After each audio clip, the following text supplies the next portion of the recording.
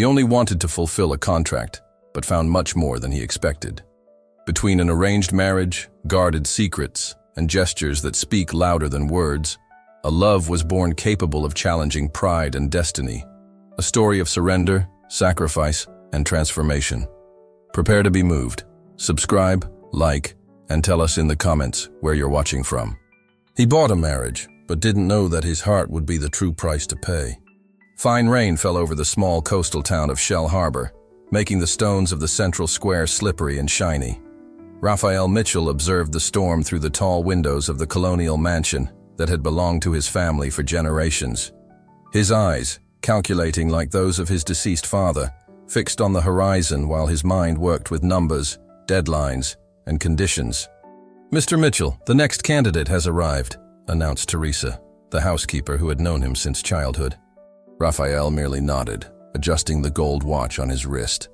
He didn't need to look at the calendar to know that only 3 months remained until his 35th birthday. 3 months to fulfill the most absurd clause in his father's will. Be married to assume complete control of Mitchell Enterprises. "She's a bit wet," Teresa added with hesitation. "They all are with this rain," he replied, indifferent. "Send her in." The words had barely left his mouth when the door opened, revealing a figure that completely contrasted with the 15 women he had interviewed that day. She wasn't wearing high heels, impeccable makeup, or strategically positioned jewelry. Her brown hair dripped water onto the old wooden floor, and her hands held a soaked coat against her body like a shield. "Sorry for being late and for the appearance," she said, with a voice that wasn't really apologizing. "The bus broke down 3 blocks from here."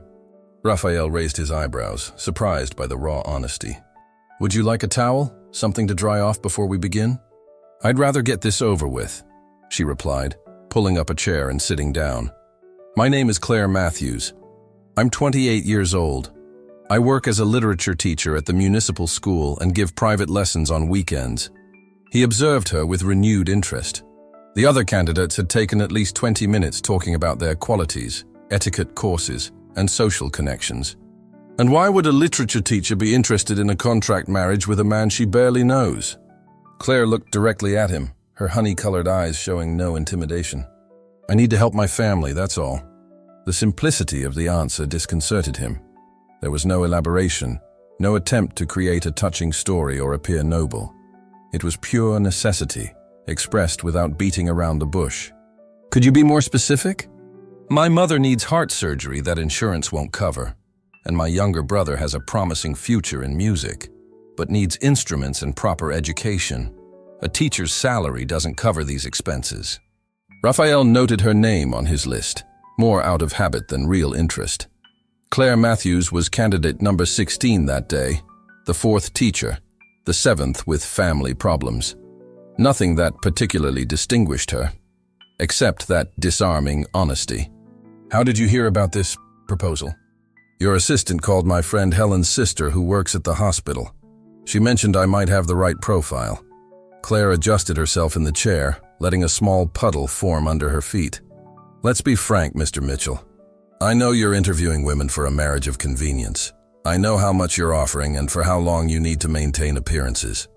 I'm not here for romance, so we can skip the illusions part." Raphael felt an involuntary smile form at the corner of his lips. This approach was refreshing, after hours of hearing rehearsed declarations about immediate connections and destiny. "And what makes you think you'd be chosen, Miss Matthews?" "I'm not problematic. I don't have a scandalous past. I'm discreet and educated enough not to embarrass you at social events. And most importantly, I'm not in love with you, nor will I ever be. This means that when the deadline ends, there won't be dramas or emotional blackmail." Her sincerity hit him like a cold wave. It was exactly what he was looking for, although no other candidate had been brave enough to say it so clearly. "The marriage would be for 1 year," he explained, regaining control of the situation. "We would have to live together, attend social events as a couple, and maintain a convincing image. Afterwards, we would separate discreetly. You would receive the agreed amount, regardless of what happened, as long as you kept your part of the agreement." Claire nodded. "I understand the terms." Raphael analyzed her for a moment. There was something about her, Perhaps the way she held her chin, or how her eyes didn't look away from his, that suggested a rare inner strength. Why should I trust that you won't go to the press or try to extend the agreement afterwards? For the same reason I'm trusting that you won't deceive me. We need each other. Besides, she added with a half smile, I'm a teacher in a small town. My reputation is all I have. Raphael closed the file of notes. He didn't need to interview anyone else. Teresa will show you where you can dry off. Afterwards, we'll discuss the details. Claire stood up, leaving behind not just a watermark on the chair, but also an impression that Raphael couldn't name, something between curiosity and unease. As if, for the first time in a long while, he was facing an enigma that his money and power couldn't easily decipher. The wedding was held 2 weeks later in the town's historic chapel, with only the necessary witnesses. Claire wore a simple ivory-colored dress, without a veil or excessive adornments. Raphael wore an impeccable navy blue suit, and his face remained as controlled as on the day they met. The ceremony was brief. When the priest asked them to exchange rings, their fingers touched for an instant. It was the first time they had touched, and both pretended not to notice the small electric current that ran through the space between them. "You may kiss the bride," announced the clergyman, causing a moment of almost imperceptible hesitation. Raphael leaned forward formally and placed a chaste kiss on Claire's lips. It was mechanical, rehearsed, just another clause to be fulfilled. But when he pulled away, she gave him a brief smile, shy but firm, that made something inside him tremble slightly, like a violin string touched by accident. "Done," she whispered. "Now we're officially the Mitchell couple." The comment, made without irony or bitterness, just stating a fact, somehow intensified the strange discomfort he felt. Raphael offered her his arm, and together they walked out of the church, where a hired photographer recorded some images for controlled distribution. There would be no party, reception, or honeymoon, just the beginning of a contract that, as they both agreed, would end in exactly 12 months. Life as a couple began as the agreement provided, organized, predictable, with clear limits. Claire moved to the east wing of the mansion, occupying a suite that was conveniently distant from the master bedroom. They established schedules for joint meals, mainly breakfast and dinner, when they briefly discussed the next day's agenda or shared relevant information to maintain the facade. On the third day, Raphael handed her a credit card with no limit. "For your personal expenses and those of your family," he explained. "The money for your mother's surgery has already been transferred directly to the hospital." Claire looked at the card as if it were a strange object. "Thank you," she said simply, putting it in her purse. "Helen informed me that the surgery is scheduled for next week." "Helen is your friend at the hospital?" "Yes, she works in administration. She was the one who told me about all this." Raphael nodded, noticing how Claire avoided using words like arrangement or deal to define the marriage. Perhaps, he thought, it was difficult even for someone as practical as her to completely accept the nature of their situation. "We'll need to attend a dinner at the Albuquerques on Saturday," he informed her, checking his phone. "They're important company partners. Nothing too formal, but I need to seem like the loving and appropriate wife," she completed with a slight smile. "Don't worry. I've studied enough about your world to not make any gaffes." "That wasn't what worried me," he replied, realizing it really wasn't. There was something in Claire's posture, in the way she carried herself, that conveyed a natural dignity more authentic than the etiquette rules learned by many women in his social circle. In the following weeks, they fulfilled the planned social agenda with almost scientific precision. Claire proved surprisingly adaptable, conversing fluently about literature with executives' wives and showing genuine interest in social projects mentioned at cocktail parties. Raphael, observing her from afar while talking with business partners, occasionally found himself admiring the way she tilted her head when listening to someone, or how her laugh, though controlled, seemed sincere. At home, they maintained the agreed distance. She continued teaching, although on a reduced scale, more to maintain her identity than out of financial necessity. He concentrated on gradually assuming control of company operations, preparing for complete transition when he completed a year of marriage. The first crack in this carefully constructed barrier emerged during the Spring Festival, a local tradition that transformed Shell Harbor into a kaleidoscope of colors, music, and aromas. As prominent figures in the community, They were expected at the opening event. Raphael was accustomed to making brief appearances at popular festivals, enough to be photographed showing support for local culture, before retreating to the comfort of his office. But that day would be different. Upon arriving at the central square, Claire immediately connected with the festival's energy. Her eyes sparkled at seeing the colorful banners, and her feet seemed to want to follow the rhythm of the accordion playing in one of the bandstands. "It's beautiful," she murmured, momentarily forgetting her rehearsed role. Raphael observed, intrigued, how she gradually transformed. When a group of children from the municipal school approached, Claire completely abandoned her posture as Mrs. Mitchell and became simply Teacher Claire, whom they knew and adored. "Teacher, come help us set up our booth?" asked a girl with colorful braids. Claire looked briefly at Raphael as if asking permission. "Go," he said, surprising himself. "We have time." What should have been a brief interaction turned into 2 hours during which Claire helped decorate booths, taught children to make little flowers from crepe paper, and chatted animatedly with parents and grandparents who greeted her with genuine affection. Raphael, sitting on a nearby bench, found himself watching her with an interest that went beyond mere curiosity. There was a naturalness in the way Claire moved among people, hugging neighbors, laughing at simple jokes, sharing stories. It was as if she had a special gift, turning any space into home. "Your wife is a treasure, Mr. Mitchell," commented an elderly lady who sat beside him. "She worked wonders with my grandson who hated reading. Now he sleeps with books under his pillow." Raphael smiled politely, but something in the word wife provoked a strange sensation in his chest. "Yes, she has a special way with people," he replied, realizing it was the first time he had spoken about Claire without calculating the effect of his words. When they finally left the festival, it was already night. The air smelled of roasted corn and sea breeze, and the lights hung between the square's trees created an almost magical atmosphere. "Sorry about the time," said Claire as they walked to the car. "I got a little carried away." "Don't worry, it was interesting." "Interesting?" She laughed softly. "That's what you say when you're too bored to admit it." The observation, so accurate, caught him by surprise. It was the first time Claire had made a personal comment about him, breaking the tacit agreement to maintain emotional distance. "I wasn't bored," he replied, sincere. "I was observing how you connect with people. It's a rare talent." Claire stopped walking, looking at him with an expression of surprise. "That was almost a compliment, Mr. Mitchell." "Raphael," he corrected impulsively.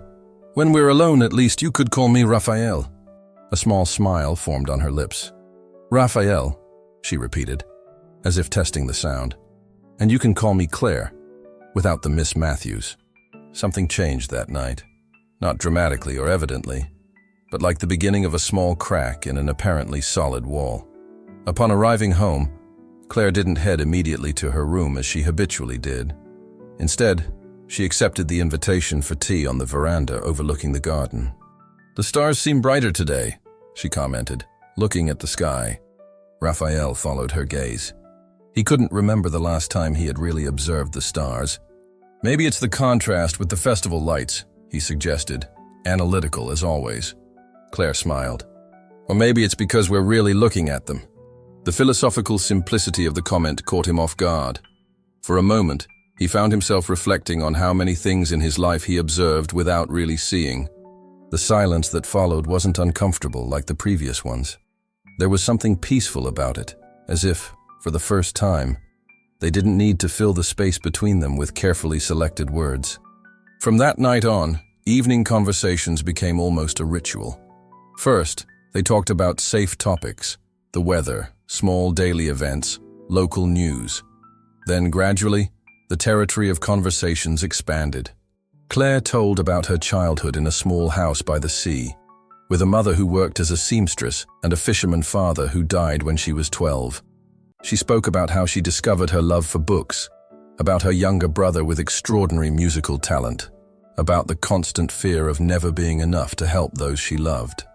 Raphael, in turn, revealed fragments of his own story, the weight of growing up as sole heir to an empire built by 3 generations, the absent mother who preferred social life in European capitals, the strict father who measured affection in terms of performance and results. "Have you ever thought about simply Giving up the inheritance? Living your own life?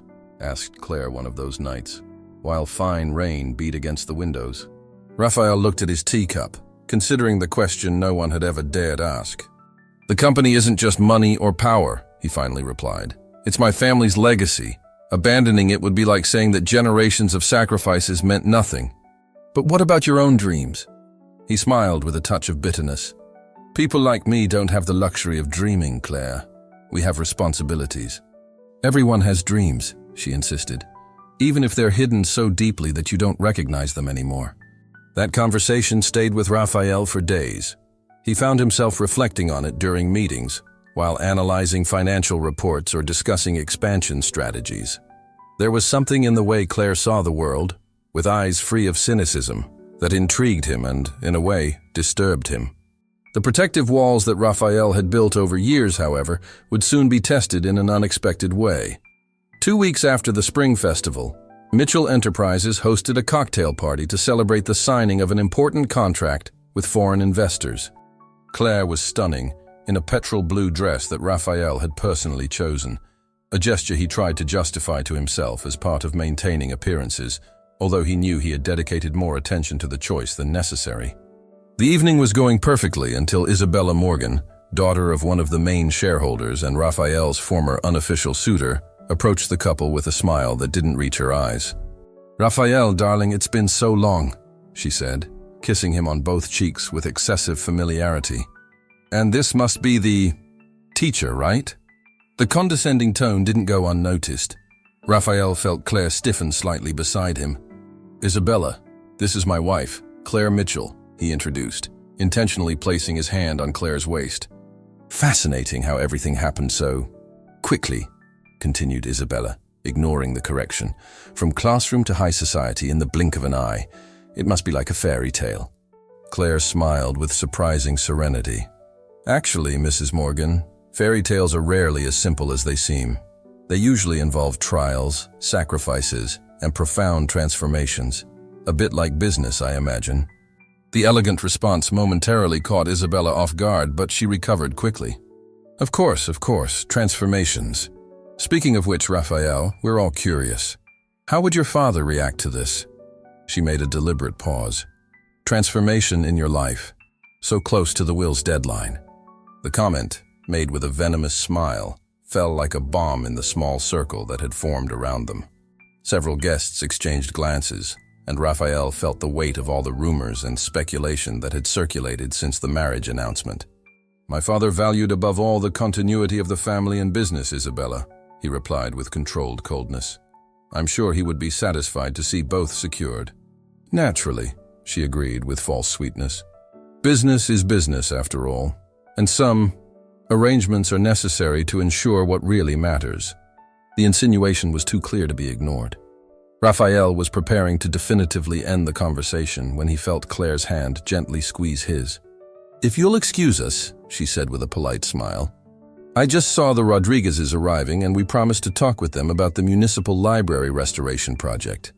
With an elegance that Raphael didn't know she possessed, Claire led them away from Isabella and her circle of observers eager for drama. "Thank you," he murmured, when they were at a safe distance. "Don't thank me," replied Claire, her social smile still in place, but her voice carrying a different tone. "I just did what any wife would do seeing her husband in an uncomfortable situation."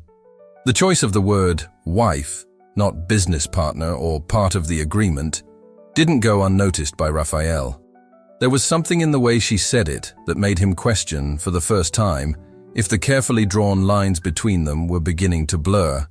The rest of the evening passed without significant incidents. But something had changed. On the way home, the silence in the car had a different weight. It was no longer the comfortable silence of recent weeks, but something charged with unformulated questions. Upon arriving, Claire didn't head to the veranda as usual. Instead, she went directly to the stairs leading to her suite. "Claire!" called Raphael, his voice echoing in the entrance hall. She stopped, turning partially. "What Isabella said?" "You don't need to explain," she interrupted. "From the beginning, we've been honest with each other about what this marriage is. An agreement, a business deal. Nothing has changed." But something in her eyes contradicted her words. Raphael took a step toward her, feeling an inexplicable urgency to clarify something he didn't completely understand himself. "It's not that simple." "Actually, it's exactly that simple," she replied with a sad smile. "You needed a wife to fulfill a will clause. I needed money to help my family. We made an agreement that benefits both of us. The problem is that—" She hesitated, and Raphael found himself holding his breath. "The problem is what?" Claire shook her head slightly. "The problem is that sometimes we forget we're just playing roles. Good night, Raphael." With those words, she climbed the stairs, leaving him alone with thoughts that refused to organize logically. Claire's words reverberated in his mind, along with the expression in her eyes, something between hurt and resignation.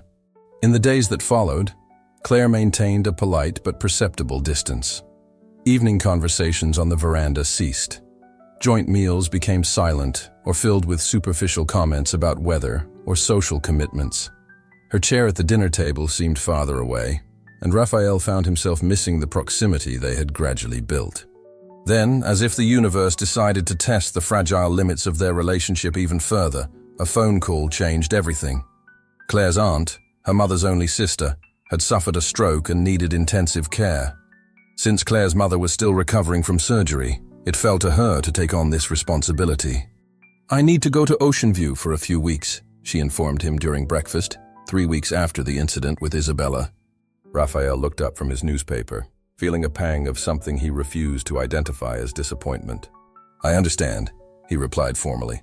"Would you like me to arrange a driver?" "That won't be necessary. Helen is coming with me. I've already bought bus tickets for tomorrow morning." Raphael frowned. "You could have used the card I gave you, or asked my assistant to arrange something more comfortable than a bus." Claire smiled slightly. "I still haven't gotten used to the idea of spending money I didn't earn." "Technically, you are earning it," he replied, immediately regretting the words. Claire's smile disappeared. "Yes, I'm fulfilling my part of the contract, aren't I?" The silence that followed was almost painful. "That's not what I meant," Raphael tried. "It's exactly what you meant," she retorted, standing up. "And that's okay. It's the truth after all. I'll be back in 3 weeks in time for the foundation event." Raphael nodded, unable to formulate a response that expressed the confused whirlwind of emotions he felt. Part of him wanted to say he would miss her, that the house would be strangely empty without her presence. Another part, the one that had been trained for a lifetime to maintain control and emotional distance, kept him silent. The next morning, Claire left before dawn. She left only a note informing the address and phone number where she could be found, in case it was necessary to maintain appearances. The first days without her were surprisingly difficult. Raphael found himself unconsciously looking for her, expecting to see her in the garden with a book, or hear her light footsteps in the hallway. Meals, formerly moments of contained but pleasant conversation, became solitary exercises he began to avoid, preferring to work late in the office. On the 10th day, yielding to an impulse he couldn't explain to himself, he called Claire. The conversation was brief and formal. He asked about her aunt, commented on the weather, mentioned a cancelled business event. Nothing that really justified the call. "Is everything okay there?" she asked at the end with genuine curiosity. "Yes, everything. Normal," he replied, feeling the inadequacy of the word. Nothing seemed normal without her. "That's good," said Claire, and there was a pause that seemed to carry the weight of 1,000 unspoken words. "I need to go now. Time for Aunt Amelia's medicine." "Of course. Good night, Claire." "Good night, Raphael." The way she said his name, with an almost reluctant softness, stayed with him for the rest of the night. When the day of Claire's return finally arrived, Raphael surprised himself and Teresa by ordering a special house cleaning, preparation of Claire's favorite dishes, and placement of fresh flowers in various rooms. "You seem anxious, sir," commented Teresa with a knowing smile, while arranging white lilies in a vase at the entrance. "Just maintaining appearances," he replied automatically, adjusting for the 3rd time the position of a picture frame in the living room. When the car he had sent to pick her up finally parked at the entrance, Raphael forced himself to remain in the office, instead of going to receive her at the door as he wanted. It was important, he told himself, to maintain composure and limits. Claire entered quietly, carrying only a small suitcase. She looked thinner, with subtle dark circles that spoke of poorly slept nights. But there was something more in her expression. a new determination, as if she had reached some important conclusion during her absence. "Welcome back," said Raphael, appearing in the hallway with studied casualness. "Thank you," she replied with a polite smile that didn't reach her eyes. "The house is different." Teresa exaggerated a bit with the cleaning, he commented, avoiding admitting his own involvement. "How is your aunt?" "Better. We found a trustworthy caregiver who will stay with her." Claire looked around, noticing the lilies, her favorite flowers, although she had never mentioned this explicitly. "Any event I should know about?" "No, just we thought the house needed a spring touch." She nodded, clearly not convinced, but without energy to question. "Raphael, we need to talk," she finally said, placing the suitcase on the floor. "About our agreement." Something in the way she said agreement made his stomach tighten. "Of course, shall we go to the office?" "I prefer the veranda," she replied, "if you don't mind." The choice of location, the space where they had shared their most honest conversations, seemed significant. Raphael followed her to the veranda, where the afternoon sun created golden patterns on the wooden floor. Claire sat in her usual chair, but her posture was different, more upright, like someone preparing for a difficult battle. "During these weeks away, I had time to think," she began, looking at the garden instead of facing him directly. "About my life, my choices, and this marriage." Raphael felt a tightness in his chest, but maintained a neutral expression, a skill perfected in years of tense negotiations. "And I came to the conclusion that I can't continue living in a staged scenario," she continued, finally turning to face him. "I can't pretend to be your loving wife at events, share intimate conversations at night, and then go back to being just a convenient stranger during the day. Claire, if I did something that hurt you—" "That's not it," she interrupted with a sigh. "The problem is that this agreement is becoming confusing, for me at least." The admission hung between them, loaded with implications that neither was prepared to fully name. "What exactly are you suggesting?" asked Raphael, his voice hoarser than intended. "We need clearer rules, more defined boundaries." Claire straightened her shoulders like someone gathering courage. "No personal conversations, no moments that could be confused with something real. We maintain appearances when necessary, and the rest of the time, we live our lives separately." Raphael felt as if something cold slid down his spine.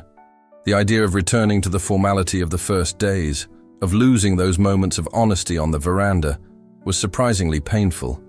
"If that's what you prefer," he replied, resorting to the business tone he used to mask emotions. "I understand that the situation might be complicated." Claire nodded, but there was a shadow of disappointment in her eyes, as if she expected him to argue, to offer some alternative. "Thank you for understanding," she said, standing up. "I'm going to rest a bit." It was a tiring trip. Raphael remained alone on the veranda, watching the sunset with a sense of loss he couldn't completely explain. Just a few weeks before, Claire was just part of a necessary agreement.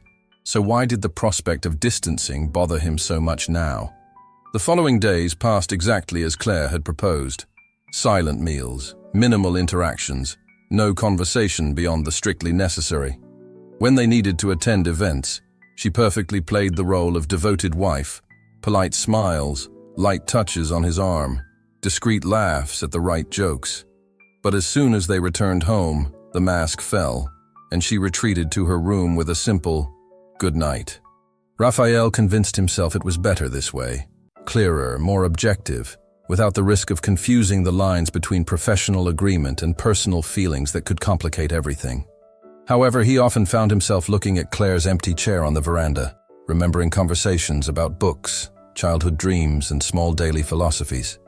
It was in early July, when Claire's birthday was approaching, that Raphael felt an inexplicable impulse to break that barrier that had risen between them. During a meeting about acquisitions, his mind wandered to a conversation they had had months before, when she casually mentioned her love for homemade food and simple festivities. "Will you need me this weekend?"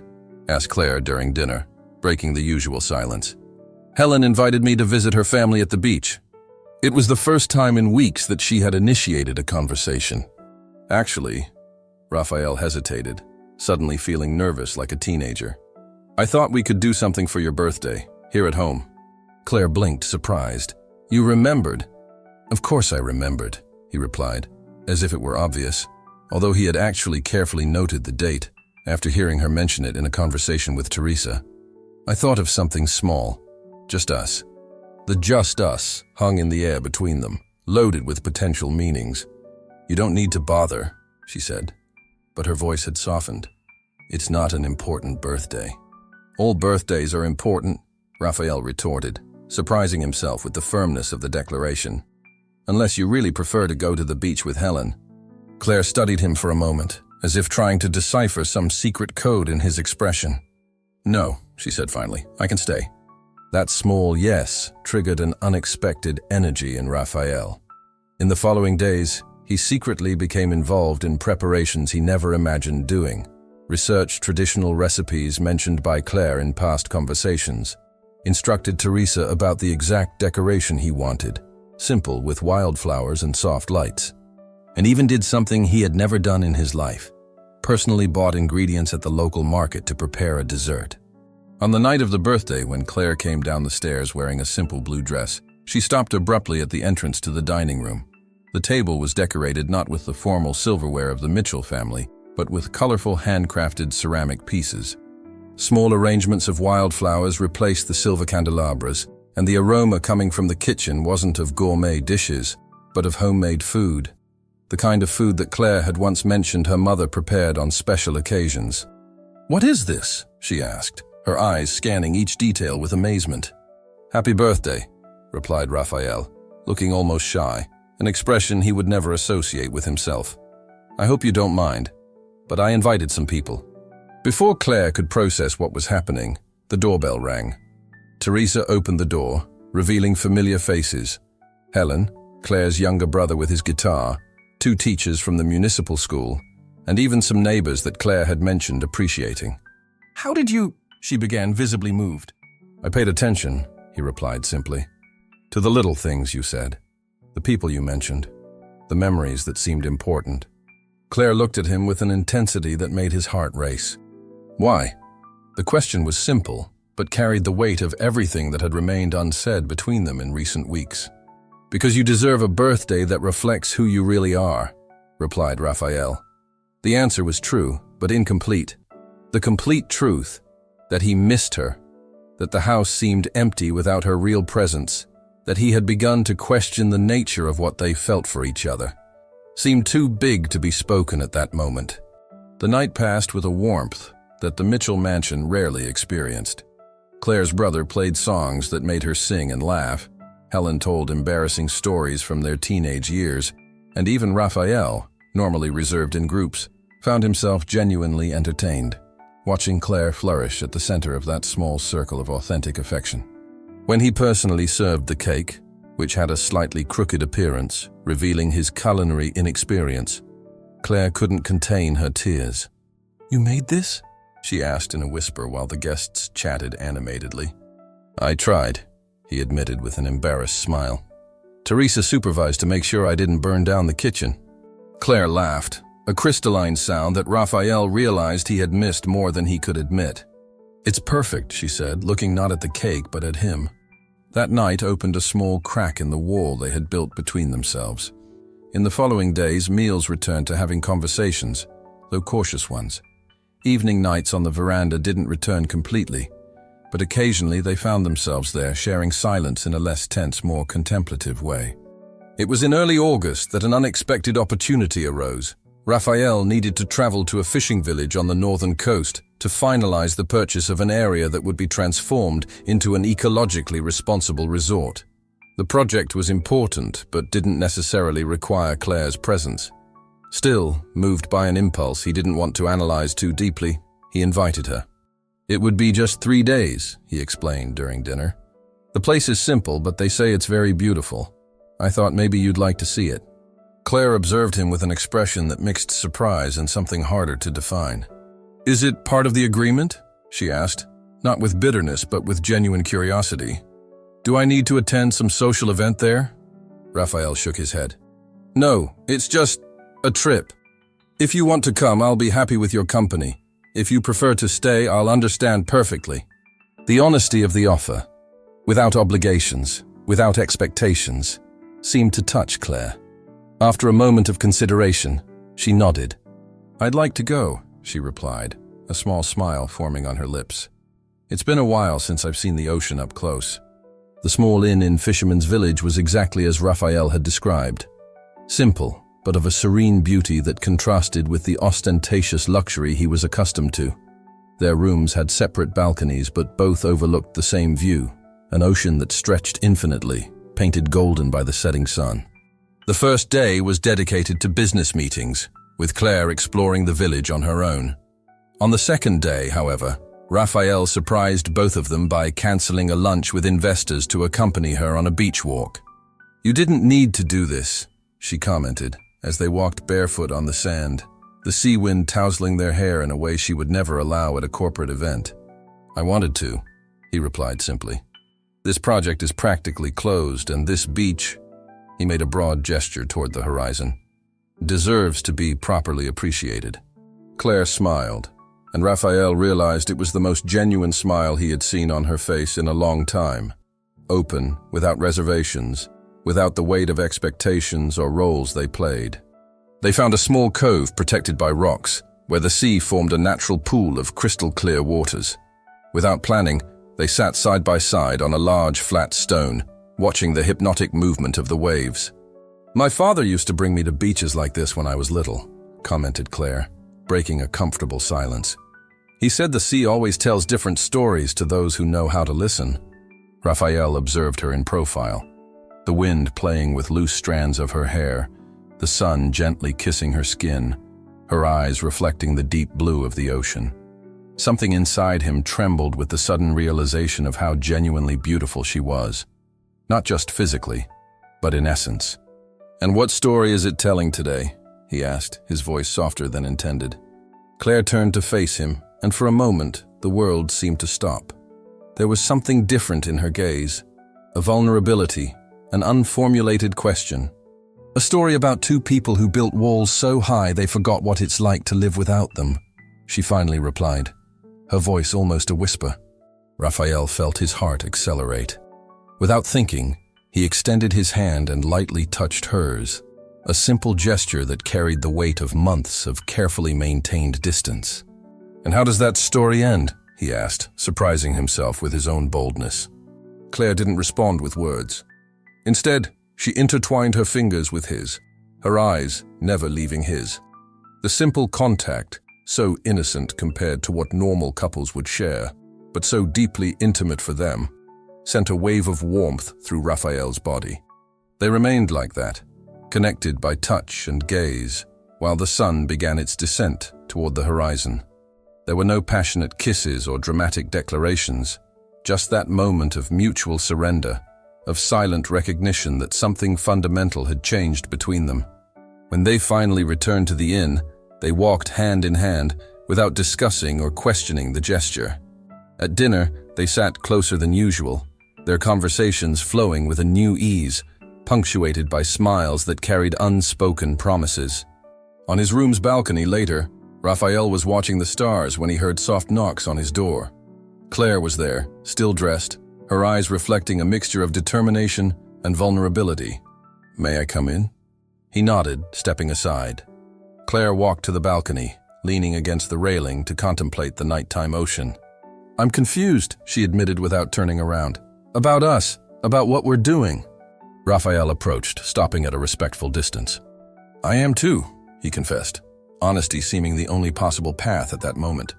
"We started this as an agreement," she continued, finally turning to face him. "Clean, clear, with deadlines and conditions. But now it doesn't seem like just an agreement anymore," he completed. Claire nodded, lightly biting her lower lip. "What do we do with this, Raphael? In a few months, the will's deadline ends. You'll have complete control of the company. I'll have the money to help my family. The contract will be fulfilled." The mention of the deadline's end sent a cold wave through Raphael's body. The idea of Claire leaving his life, of returning to the organized but empty existence he led before, suddenly seemed unbearable. "What if we don't want it to end?"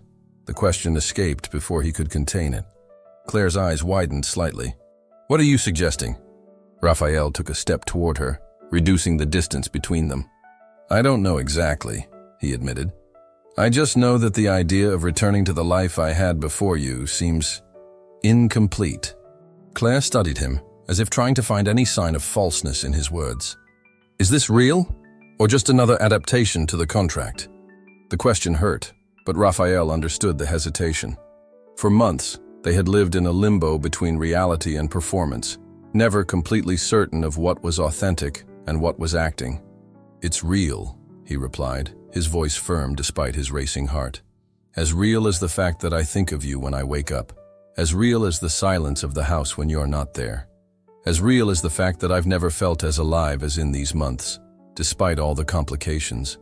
Claire's eyes glistened with contained tears, and for a terrible moment, Raphael feared he had said something wrong. Then slowly, she extended her hand and touched his face. A gesture so simple but so deeply intimate that it made his breathing fail. "I feel this too," she whispered, "and it scares me more than anything." Raphael covered her hand with his, turning his face to place a soft kiss on her palm. "We can discover together, one day at a time." That night, there were no major physical advances, just the mutual decision for Claire to remain in his room, sleeping innocently beside him, their fingers intertwined even during sleep.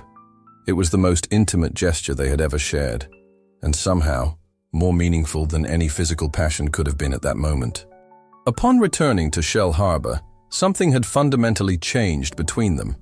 They didn't announce anything, didn't formally redefine the agreement, but small gestures spoke for themselves. A casual touch during breakfast, shared smiles for no apparent reason, Claire's silent decision to spend more time in Raphael's office while reading or grading her students' work. It was in this moment of newly discovered happiness that reality hit them with cruel force. Raphael's family, particularly his uncle Vincent, his father's younger brother and one of the company's main shareholders, began to notice the change in his nephew's behavior. Vincent Mitchell was known for his calculating coldness and for placing company interests above any personal consideration. When he realized that the relationship between Raphael and Claire seemed to be evolving into something beyond the pragmatic agreement he suspected existed, he decided to intervene. The first attempt was subtle, insinuations during board meetings about how emotional distractions could compromise business decisions. When this had no effect, Vincent moved to more direct tactics. One September afternoon, Claire received an unexpected visit while Raphael was on a one-day business trip. Vincent arrived without warning, with the excuse of delivering documents that Raphael had left at the office. "It's admirable what you've done, Claire," he commented while they had tea in the formal living room, the choice of environment already indicating he didn't consider Claire truly part of the family. Helping Raphael fulfill the will's conditions was convenient for everyone. Claire maintained a neutral expression, although she felt the poison behind the polite words. "Raphael is my husband," she replied simply. "We're in this together."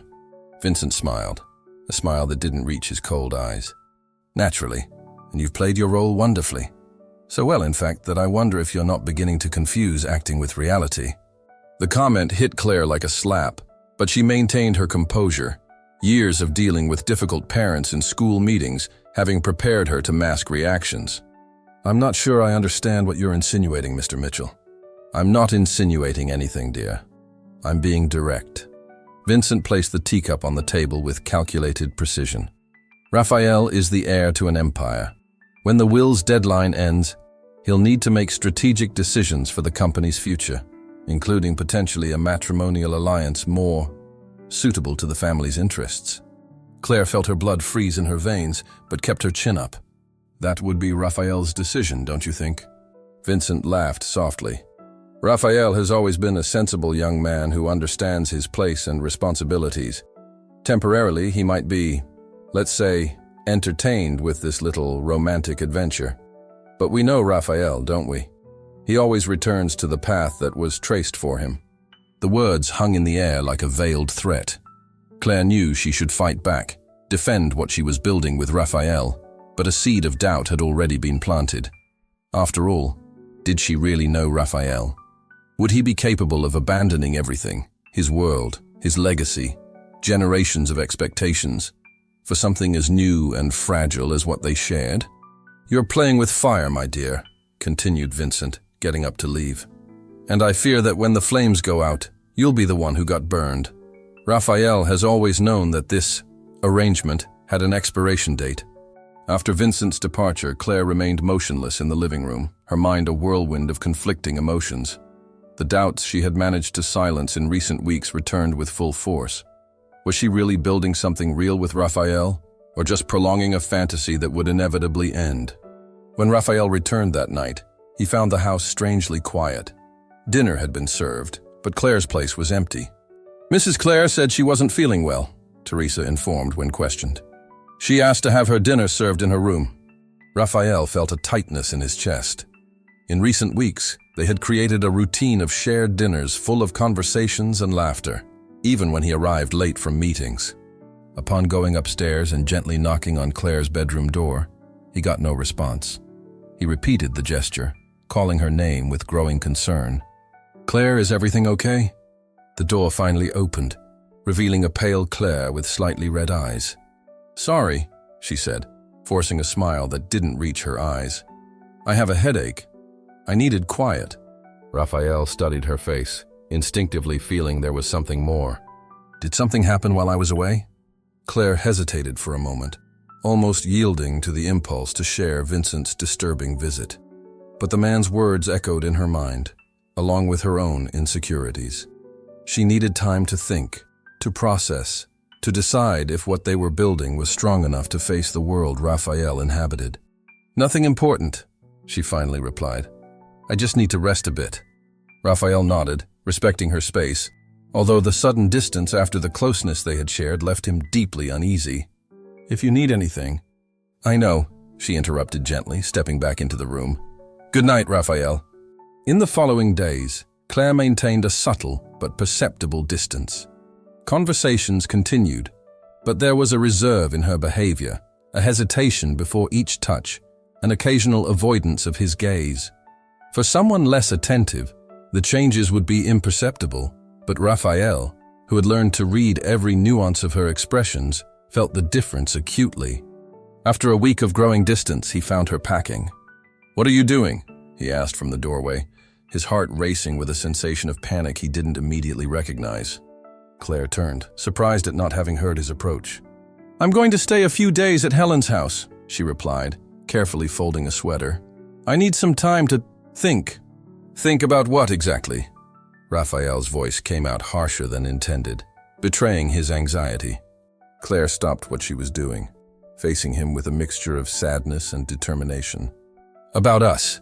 About what we're doing. About what happens when the contract deadline ends."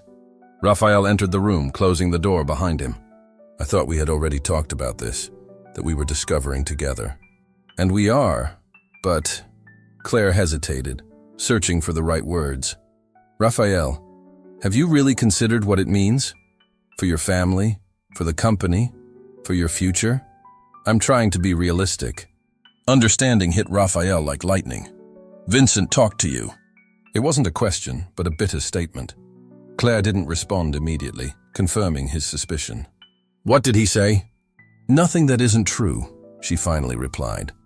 "That you have responsibilities, expectations, that this arrangement had a purpose and a deadline, that your world and mine are incompatible." Raphael felt a wave of anger, not directed at Claire but at his uncle, at the situation, at himself for not having foreseen this.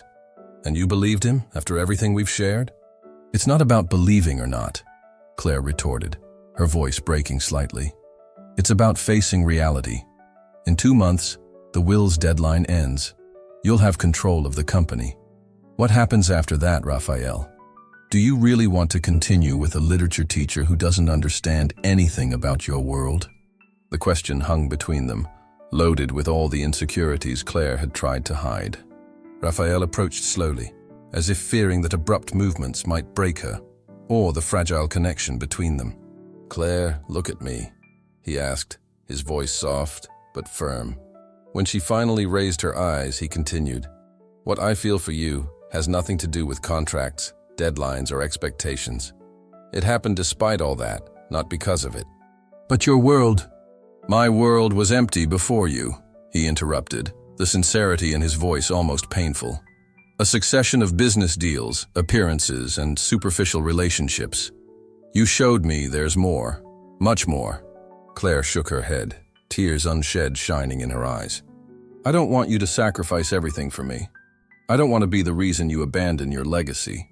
What if I want to choose my own path, define my own legacy? The question hung suspended between them, loaded with possibilities and fears. Claire had no answer, not yet. She needed distance to think clearly, to be sure they weren't both trapped in a fantasy that reality would eventually destroy. I need this time, Raphael, she said finally. Please understand. He wanted to argue, convince her to stay, but something in Claire's determined look stopped him. Respecting her meant respecting her need for space. How long? He asked simply. I don't know. A few days, maybe a week. Raphael nodded slowly, surrendering to the inevitable. I'll be here, he promised, waiting. Claire closed the suitcase, the sound of the zipper echoing painfully in the room's silence. That's what scares me, she confessed in a whisper. That you'll wait for something that might not be able to exist in the real world. With those words, she took the suitcase and left, leaving Raphael alone with tumultuous thoughts and a growing determination to prove that what they felt for each other was strong enough to resist the pressures of the outside world. The week that followed was the longest of Raphael's life. He threw himself into work with renewed intensity, but not to escape feelings as he would have in the past.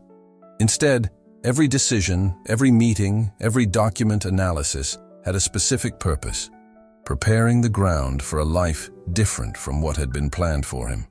On the 6th day of Claire's absence, Raphael convened an extraordinary meeting of Mitchell Enterprises' board. Vincent watched with an expression of contained triumph, assuming his nephew had finally come to his senses after Claire's departure. Gentlemen, I've called this meeting to announce some significant changes in the company's strategic direction, began Raphael, his voice firm and clear. What followed left the room in complete silence.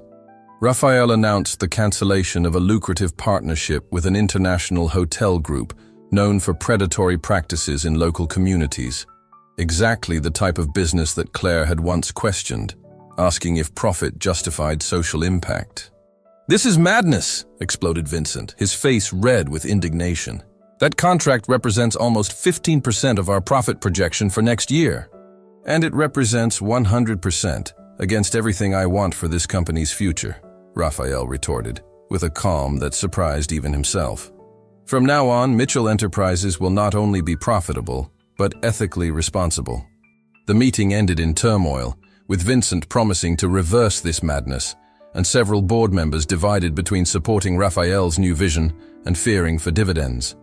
But Raphael remained unwavering. This wasn't just a demonstration for Claire. It was the manifestation of values that, he realized, had always been dormant within him. Values she had helped awaken. That night, alone on the veranda that now seemed too big without Claire's presence, Raphael was contemplating the starry sky when his phone rang. It was Helen. She saw the news, said Claire's friend without preamble, about the cancellation of the partnership with Continental Group. Raphael felt his heart accelerate. And, she cried Raphael, didn't say anything but cried looking at the computer screen for a long time. A significant silence hung on the line. Tomorrow is the Lantern Festival, Helen finally continued. Claire has always loved this tradition. Maybe it would be a good opportunity. After hanging up, Raphael felt something he hadn't experienced in a long time. Hope. The Lantern Festival was an old tradition in Shell Harbor, where people wrote wishes on small paper lanterns and released them to the sea at nightfall, creating a spectacle of floating lights over the waves. It was the type of community celebration that Raphael had always considered irrelevant, but now saw with new eyes, the eyes that Claire had lent him. Throughout the following morning, he worked on something he had never done, a public declaration, not as a businessman, but as a man. The words didn't come easily for someone accustomed to corporate communications and contractual terms, but for the first time he was writing directly from the heart without filters or calculations. At nightfall, the beach was full of local residents and tourists, all holding small paper lanterns with candles inside. Raphael walked through the crowd, anxiously searching for Claire, fearing she had decided not to attend. Then he saw her, standing near the water, wearing a simple white dress that fluttered in the sea breeze. Even at a distance, her presence hit him like a physical wave, making his heart beat almost painfully. The town's mayor made a brief speech about tradition and hope, and then invited anyone who wanted to share a special wish to do so before the collective release of lanterns. To the crowd's amazement, Raphael Mitchell, known for his reclusiveness and formality, was the first to step forward. Claire, who hadn't noticed him until that moment, froze upon seeing him walk to the small, improvised stage. The expression on her face was a mixture of surprise, apprehension, and something harder to define, something dangerously close to hope. Raphael took the microphone and, for a moment, just looked at the crowd, his eyes finally finding Claire's. When he spoke, his voice was clear and firm, carrying an emotion that no one in town had ever associated with the reserved businessman. "My wish tonight is simple, but represents the greatest change of my life," he began. "For years, I lived according to rules and expectations that weren't really mine. I built walls so high around me that I forgot what it's like to feel the wind, see the stars, hear the sea tell its stories." A murmur ran through the crowd, and Raphael saw Claire bring a hand to her lips, her eyes never leaving his. "Then, someone entered my life, not by choice but by necessity. An agreement, a contract, a mutual convenience. At least, that's what it was supposed to be." People around Claire began to look in her direction, recognizing her as the theme of that unexpected speech. "But something happened," continued Raphael, his voice softening. "Something no contract could predict or regulate. I learned there are things more valuable than profits and legacies. I learned that a house isn't necessarily a home until it has laughter, honest conversations, and someone who transforms empty spaces into places of belonging." Tears began to silently stream down Claire's face, shining in the twilight light. "Tonight my wish is that the person who taught me all this knows that I no longer want contracts, inheritances, or appearances. I don't want more walls between us, nor roles to play. I want only the truth of what we discovered together, that sometimes love arrives disguised as business, but when it finally reveals itself, it has the power to change everything." Absolute silence fell over the beach. The entire town, accustomed to seeing Raphael as the cold heir to the Mitchells, was stunned by that public and vulnerable declaration. "Claire," he said finally, abandoning the microphone and stepping down from the stage to walk toward her. "I don't know what happens when contracts end and realities begin, but I know I want to find out with you." The crowd instinctively opened a path, creating a corridor between them. Claire remained motionless for a moment that seemed eternal, tears still flowing freely down her face.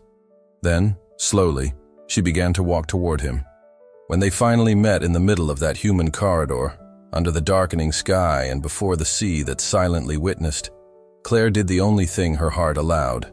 She hugged him, burying her face in his chest, her arms wrapping around him tightly, as if fearing he might disappear.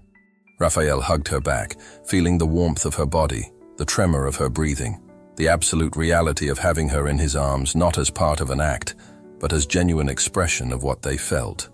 "Are you sure?" she whispered against his chest. "Your family, the company." "I've never been more sure," he replied, pulling away just enough to look into her eyes. "The company will continue, perhaps differently, more aligned with what really matters. As for family, I want to build ours." Claire's eyes widened at the implication of those words. "It's too early to talk about that," she said with a small smile through her tears. "Probably," he agreed, smiling back. "But we've already wasted too much time pretending we don't feel what we feel." At that moment, someone in the crowd began to applaud, and soon the entire beach was immersed in applause and approving whistles. Claire laughed, a sound of pure happiness that Raphael swore at that instant he would do everything to hear for the rest of his life. Together, they lit a single lantern, larger than the others, where Raphael had written his wish. When they released it over the gentle waves, it joined hundreds of others, creating a carpet of golden lights that stretched across the dark ocean. A perfect metaphor for the hope that now illuminated what was once dark. But true love demands a price, and Raphael's public declaration had consequences. As expected, Vincent mobilized allies on the board, trying to question Raphael's ability to lead the company under the argument that he was making emotional decisions.